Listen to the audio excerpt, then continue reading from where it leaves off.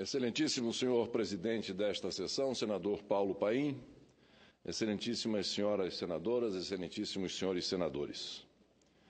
Evitarei hoje aqui, senhor presidente Paulo Paim, abrir as comportas do meu sentimento de indignação, seja como cidadão, seja como homem público. Do mesmo modo, não quero ser personagem involuntário de campanha eleitoral que se desenvolve no âmbito do Ministério Público. Desejo me ater aos fatos que pipocaram no dia de hoje, referentes a mim, que são partes integrantes do festival midiático que se apoderou de um grupelho na Procuradoria-Geral da República. Mas, posteriormente, tenho por dever de ofício trazer algumas importantes informações para conhecimento de Vossas Excelências. Pois bem, senhor presidente, tão logo houve a apreensão de meus carros, algo amplamente noticiado, eu acho que ninguém, nem alguma coisa mereceu tanto destaque quanto os meus carros, pelos meios televisivos, pelos meios fotográficos, impressos. Tão logo houve a apreensão dos meus carros no último dia 14 de julho, ingressei junto ao Supremo Tribunal Federal com um pedido de devolução dos mesmos, ficando eu como seu fiel depositário. Nada mais lógico, nada mais justo. São bens de minha propriedade, adquiridos de forma lícita, correta, e, portanto, devem ficar sob a minha guarda, mesmo na condição de fiel depositário. Ontem, dia 4 de agosto, por volta de 10 horas da manhã, meus assessores receberam telefonemas de uma confreira e 2 confrades de 2 jornais e uma revista, às 10 da manhã, perguntando eles aos meus assessores se haveria alguma declaração de minha parte sobre o parecer contrário do Procurador-Geral quanto à devolução dos carros, em que alega haver suspeitas de serem eles fruto de lavagem de dinheiro, além da utilização para suas aquisições de empresas de fachada. Pois bem, isso foi às 10 horas da manhã. Às 15 horas de ontem, meu advogado foi recebido pelo ministro Teori Zavascki, a quem deveria ser dirigido o parecer e dado exclusivo conhecimento.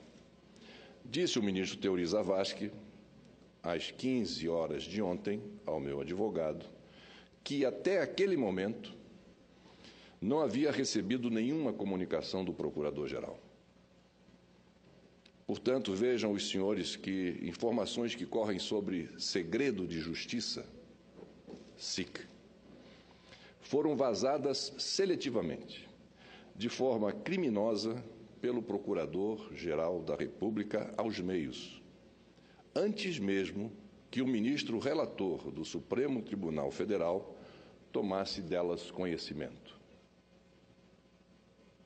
Vejam a gravidade desse ato. Quanto ao teor dos vazamentos, já emiti nota a respeito, nota porque estávamos no recesso parlamentar e, portanto, estava fechado o Senado da República, e quero aqui repetir que os carros são de propriedade de empresas das quais sou sócio majoritário, sendo eu responsável pelos pagamentos, naturalmente, dos respectivos financiamentos.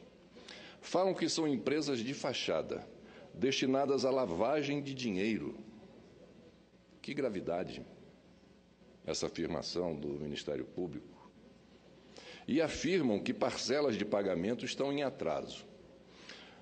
Cuidado com essas afirmações, sobretudo com inferências absolutamente infundadas e indevidas.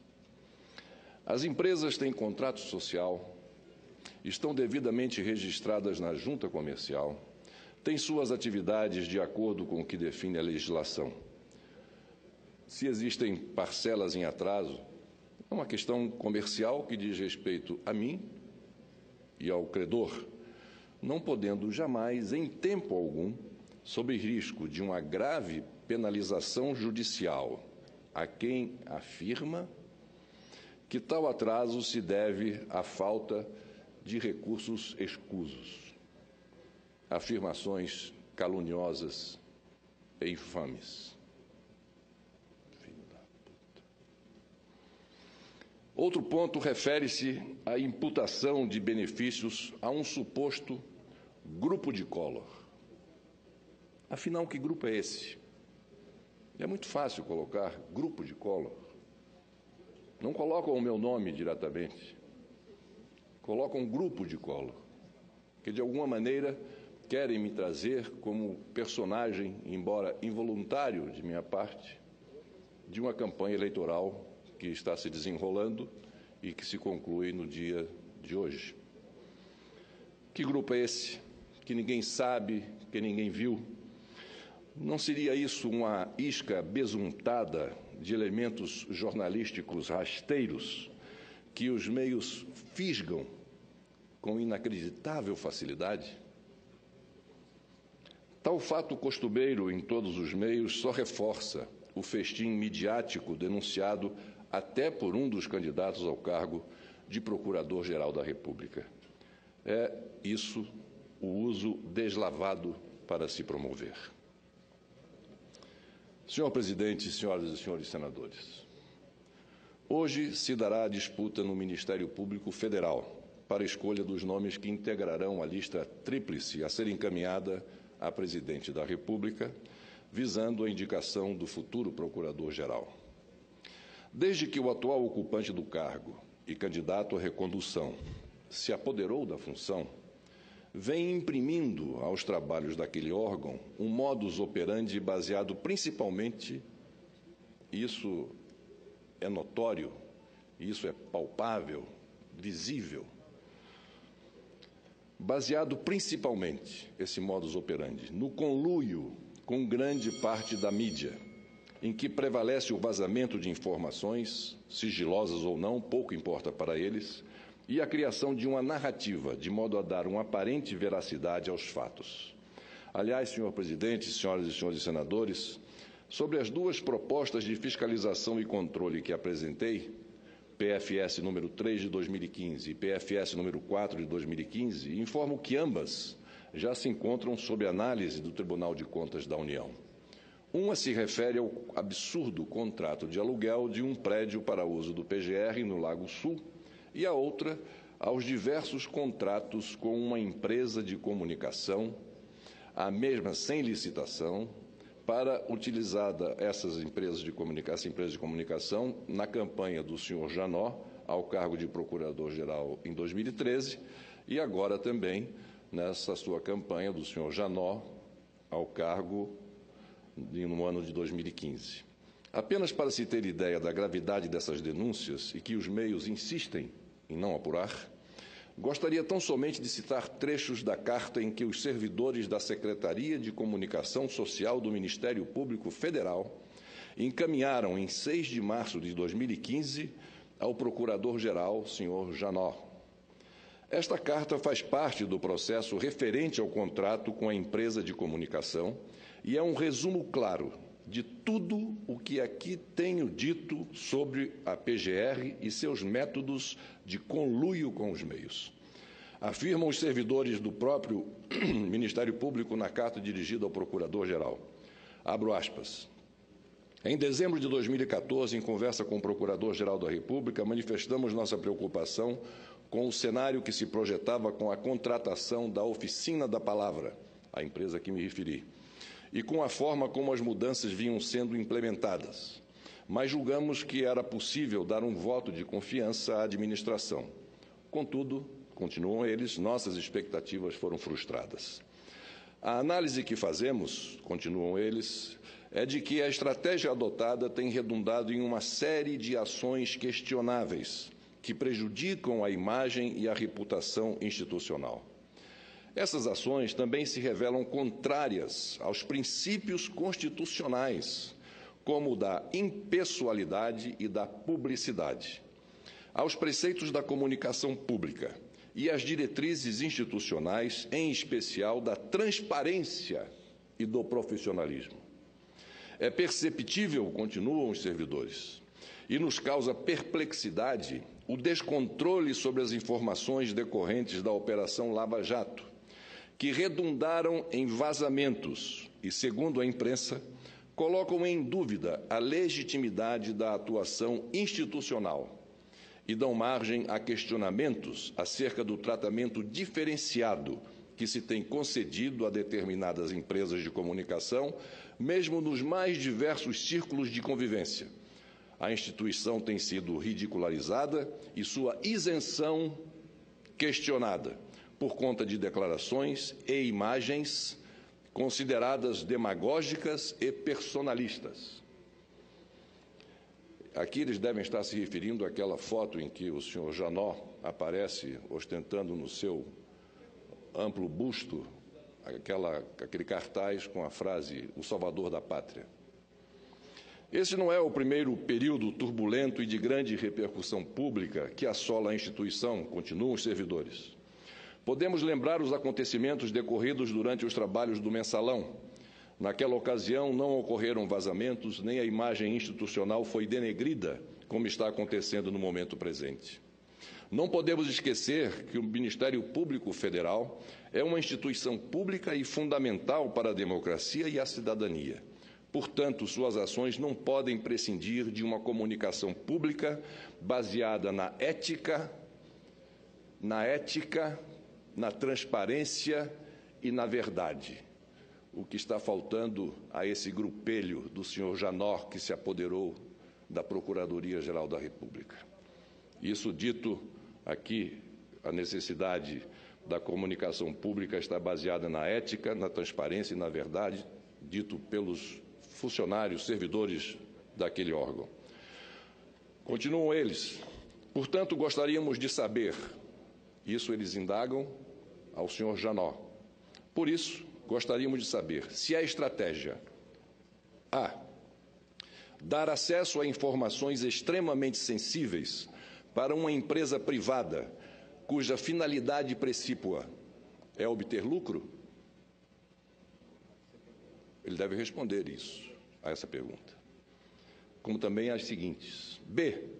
Vazar informações para os grandes veículos de comunicação? Isso é uma estratégia? Perguntam os servidores da comunicação social do Ministério Público Federal ao senhor Janot.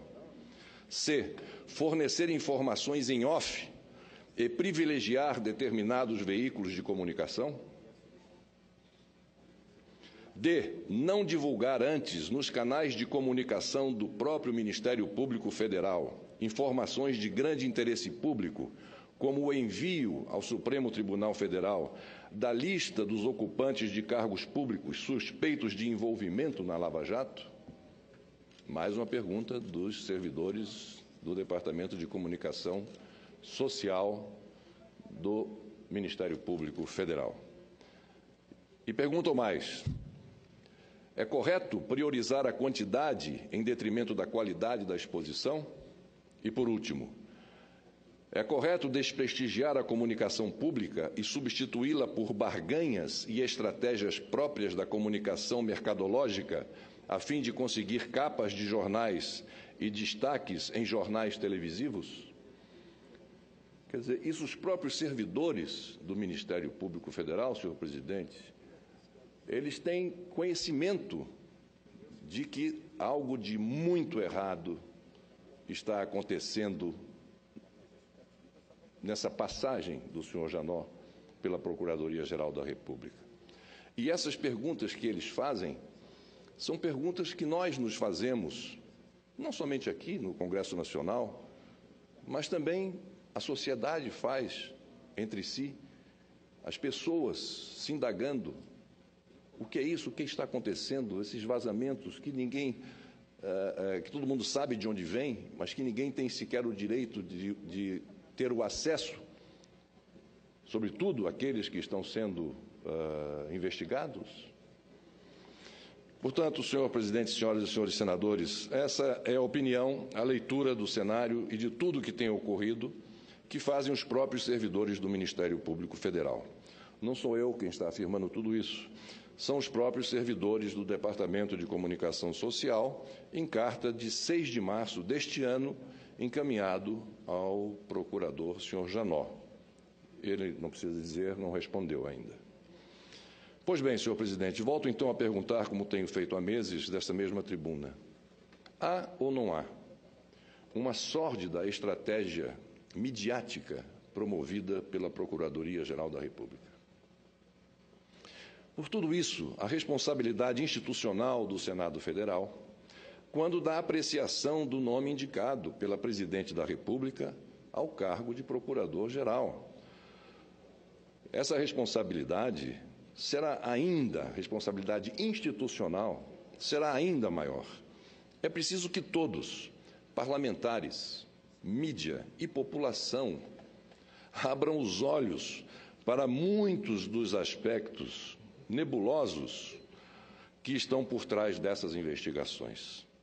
De minha parte, reitero que nada tenho a ver com os fatos a mim imputados. Reafirmo que tudo não passa de ilações. São fatos, são falsas versões impingidas à opinião pública de forma a esterilizar a verdade.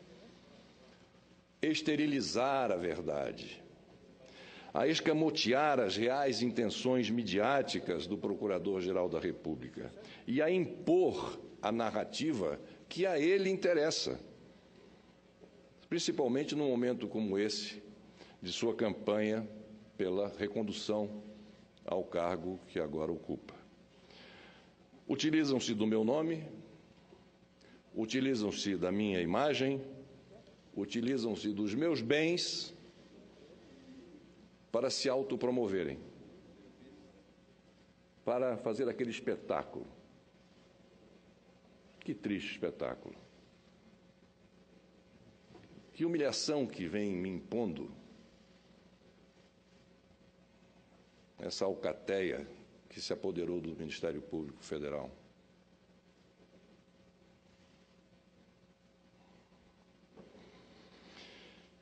Mas tenho certeza, senhoras e senhores senadores, senhor presidente, tenho certeza que tudo a seu tempo e hora será esclarecido. A verdade, mais uma vez, ela virá à tona. Era o que tinha a dizer, por enquanto, senhor presidente Paulo Paim, agradecendo a Vossa Excelência o tempo que me foi concedido e agradecendo às senhoras e senhores senadores. Obrigado.